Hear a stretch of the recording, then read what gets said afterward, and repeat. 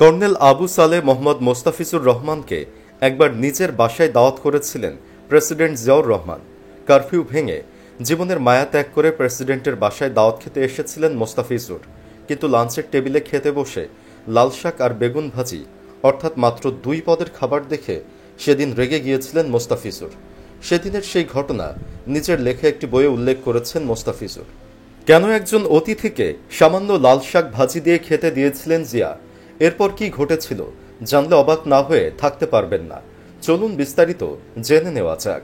1973 সালে পাকিস্তান থেকে বাংলাদেশে প্রত্যাবর্তনের পর লেফটেন্যান্ট কর্নেল আবু সালেহ মোহাম্মদ মোস্তাফিজুর রহমানের জীবন এক গভীর সংকটের মুখে পড়ে। দেশের প্রতি তার সীমাহীন ভালোবাসা এবং দেশ সেবার এক দৃঢ় অঙ্গীকার নিয়ে তিনি ফিরে এলেও সামরিক বাহিনীর ভেতর থেকে আসা এক অযৌক্তিক ও ষড়যন্ত্রমূলক সিদ্ধান্তে তাকে বাধ্যতামূলক অবসর দেওয়া হয়। এই ঘটনাটি শুধু তার কর্মজীবনের ইতি টানেনি, বরং তার স্বপ্ন এবং আত্মসম্মানেও গভীর আঘাত হেনেছিল। তিনি নিজেকে প্রশ্ন করতেন, কেন এমন হলো? তার মতো একজন দেশপ্রেমিক সৈনিকের প্রতি এমন অবিচার কেন করা হলো? তার মনে সেই সময় একটাই প্রশ্ন ছিল, তৎকালীন ব্রিগেডিয়ার জিয়াউর রহমান সামরিক বাহিনীর একজন উচ্চ পদস্থ কর্মকর্তা থাকা সত্ত্বেও কেন তার প্রতি এমন অবিচার হলো? এই প্রশ্নের উত্তর খুঁজতে তিনি জিয়াউর রহমানের সঙ্গে দেখা করেন। মোস্তাফিজুর রহমানের হতাশা ও ক্ষোভের কথা শুনে জিয়াউর রহমান তাকে ধৈর্য ধরতে বলেন। তিনি মোস্তাফিজুর রহমানকে আশ্বস্ত করে বলেন, সবই আল্লাহর ইচ্ছা, আপনি অপেক্ষা করেন, নিশ্চয়ই ভালো দিন আসবে, আপনার উপর অবিচার করা উচিত হয়নি। এই কথাগুলো কিছুটা হলেও মোস্তাফিজুর রহমানের মনে স্বস্তি এনে দেয়। সামরিক জীবন থেকে সরে এসে মোস্তাফিজুর রহমান হতাশ না হয়ে জীবনের নতুন পথ খুঁজতে শুরু করেন। তিনি চট্টগ্রামে চলে যান এবং রঙের ব্যবসা শুরু করেন। সামরিক জীবনের কঠোর শৃঙ্খলার পর একজন সাধারণ ব্যবসায়ী হিসেবে নতুন জীবন শুরু করা তার জন্য সহজ ছিল না, কিন্তু তিনি তার মনের কষ্টকে শক্তিতে পরিণত করেন এবং নতুনভাবে নিজেকে প্রতিষ্ঠিত করার চেষ্টা করেন। দেশের জন্য তার যে স্বপ্ন ছিল তা অপূর্ণ থেকে গেলেও তিনি বিশ্বাস করতেন যে ব্যবসার মাধ্যমেও দেশের অর্থনীতিতে অবদান রাখা সম্ভব। এই সময় তিনি নিজেকে সম্পূর্ণরূপে ব্যবসায়িক কার্যক্রমে নিয়োজিত করেন, একটি কারখানা স্থাপন করেন এবং সফলতার দিকে এগিয়ে যেতে থাকেন। এরই মাঝে বাংলাদেশে ঐতিহাসিক পট পরিবর্তনের কারণে মুক্তিযোদ্ধা জিয়াই বাংলাদেশের সিপাহীদের দ্বারা সংঘটিত বিপ্লবের মাধ্যমে রাষ্ট্রপতি হন। 1977 সালের 6 ডিসেম্বর মোস্তাফিজুর রহমানের জীবনে এক অপ্রত্যাশিত ঘটনা ঘটে।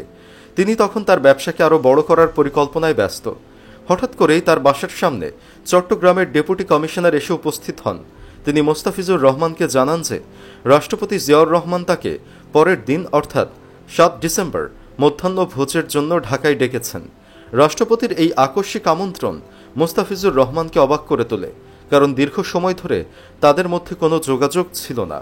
সেই সময় ঢাকা শহরে কারফিউ চলছিল, তাই কারফিউ পাশ নিয়ে তিনি ঢাকার উদ্দেশ্যে রওনা হন।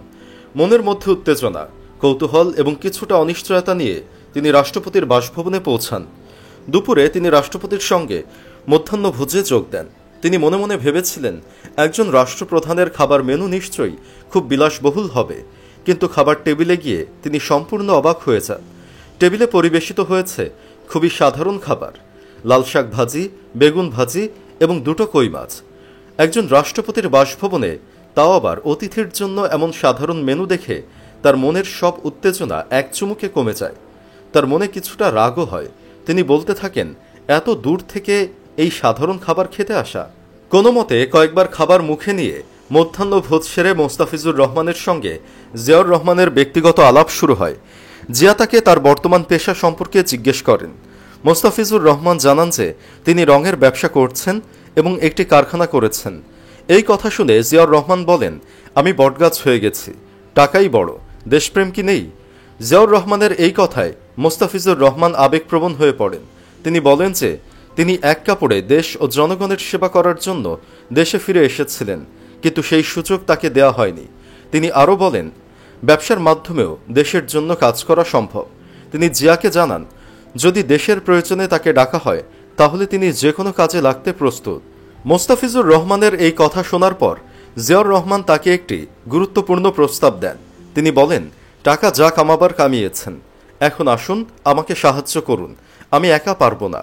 এরপর তিনি মোস্তাফিজুর রহমানকে স্বরাষ্ট্র মন্ত্রণালয়ের দায়িত্ব নেওয়ার আহ্বান জানান। এই প্রস্তাবটি মোস্তাফিজুর রহমানের জন্য সম্পূর্ণ অপ্রত্যাশিত ছিল।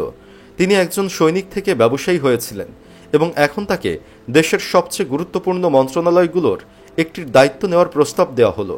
তিনি জিয়াকে বলেন যে চাকরি হারানোর কারণে তার বাবা সবচেয়ে বেশি কষ্ট পেয়েছিলেন এবং তিনি বাবার সঙ্গে পরামর্শ না করে কোনো সিদ্ধান্ত নিতে পারবেন না। জিয়াউর রহমান তাকে ৯ তারিখের মধ্যে অর্থাৎ ৩ দিনের মধ্যে তার সিদ্ধান্ত জানাতে বলেন। মোস্তাফিজুর রহমান তার লেখায় তুলে ধরেন যে তিনি কখনো রাজনীতি করার কথা ভাবেননি। তার কাছে বাংলাদেশের বর্তমান রাজনীতি ছিল একটি ব্যবসার মতো। তিনি অনেক রাজনীতিবিদকে চেনেন যারা কোনো কাজ বা ব্যবসা না করেও দিব্যি টিকে আছেন। তাদের বিলাসবহুল গাড়ি বাড়ি আছে এবং তারা অত্যন্ত বিলাসী জীবন যাপন করেন। এই ধরনের রাজনীতিবিদরা জনগণের কাছ থেকে চাঁদা তুলে জীবন যাপন করেন, সংবাদ মাধ্যমে বিবৃতি দেন, জনসভা করেন এবং সাধারণ মানুষের দুঃখ কষ্ট নিয়ে কথা বলতে বলতে চোখের জল ফেলেন। রাজনীতিতে না এলে তিনি এই ধরনের মানুষদের প্রকৃত রূপ চিনতে পারতেন না। এই কাহিনীর মাধ্যমে মোস্তাফিজুর রহমান তার জীবনের একটি গুরুত্বপূর্ণ অধ্যায় তুলে ধরেছেন। এটি তার সামরিক জীবন থেকে রাজনৈতিক জীবনে প্রবেশের এক আকস্মিক সম্ভাবনাকে তুলে ধরে। একই সঙ্গে এটি জিয়াউর রহমানের ব্যক্তিত্ব, তার সাদাসিধে জীবনযাপন এবং দেশের প্রতি তার দৃষ্টিভঙ্গির একটি চিত্র তুলে ধরে। সবশেষে এটি বাংলাদেশের রাজনীতির প্রতি মোস্তাফিজুর রহমানের ব্যক্তিগত উপলব্ধি এবং তার নিজস্ব নৈতিকতার প্রতিফলন। এই ঘটনাটি তার জীবনের গতিপথ সম্পূর্ণ বদলে দিয়েছিল এবং তাকে রাজনীতির এক নতুন অঙ্গনে প্রবেশ করিয়েছিল। সেই সাথে জিয়ার কাছ থেকে তিনি দেশপ্রেমেরও একটি অনুচ্ছেদ আত্মস্থ করতে পেরেছিলেন। জিয়াউর রহমান একটি নাম, যে নামের সাথে বাংলাদেশের মানুষের আবেগ, শ্রদ্ধা ও ভালোবাসা জড়িয়ে রয়েছে। পৃথিবীতে কিছু কিছু মানুষ নিজেদের প্রতিষ্ঠিত করে ইতিহাসে স্থান পাবার জন্য। কেউ রাজনীতি করে, কেউ কবিতা কিংবা অন্য পেশা, কেউ পৃথিবী জয় করে, কেউ আবিষ্কার করে। জিয়াউর রহমান এক্ষেত্রে ব্যতিক্রম একজন, যাকে ইতিহাস আপন করে স্বাগতম জানিয়ে ইতিহাস তার বুকে স্থান দিয়েছে। আমরা সকলেই জানি, স্বাধীনতার যুদ্ধের সময় বাংলাদেশে বিখ্যাত রাজনৈতিক পরিবারের লোকেরা পাকিস্তানি সামরিক বাহিনীর আশ্রয় নিয়েছিলেন, বেতন ভাতা গ্রহণ করেছিলেন, তাদের নিরাপত্তা নিয়েছিলেন। অথচ বেগম খালেদা জিয়া তার স্বামীকে মুক্তিযুদ্ধে প্রেরণা জুগিয়েছেন, উৎসাহিত করেছেন এবং যত সৈনিক বেগম খালেদা জিয়ার সাথে যোগাযোগ করেছেন তাদের সকলকে তিনি বলেছেন, আপনারা আপনাদের স্যারের সাথে যোগাযোগ রাখেন। নিজের 2টো শিশু সন্তান ও নিজে ত্যাগ স্বীকার করে তিনি পালিয়ে বেরিয়েছেন। চট্টগ্রাম, দিনাজপুর, ঢাকা, সর্বশেষ তিনি পাক বাহিনীর হাতে গ্রেপ্তার হন। এই গ্রেপ্তার হওয়ার পর জিয়াউর রহমান জেনারেল জামশেদকে চিঠি লেখেন। সেই চিঠিতে লেখা ছিল, dear general Jamshed, my wife Khaleda is under your custody. If you do not treat her with respect, I would kill you someday. Major Zia. আর এই চিঠি জিয়াউর রহমান মেজর সাফায়েতকে দিয়েছিলেন ডাকবাক্সে ছেড়ে দিতে। জেনারেল জামশেদ সে চিঠি পেয়েছিলেন এবং বেগম খালেদা জিয়াকে যথাযথ সম্মান দিয়েছিলেন। তিনি স্বাধীনতার ঘোষণা দিয়েছেন। যাদের বিরুদ্ধে যুদ্ধ করেছেন তাদেরকে এই চিঠি দিতে সাহস করেছিলেন জিয়াউর রহমান।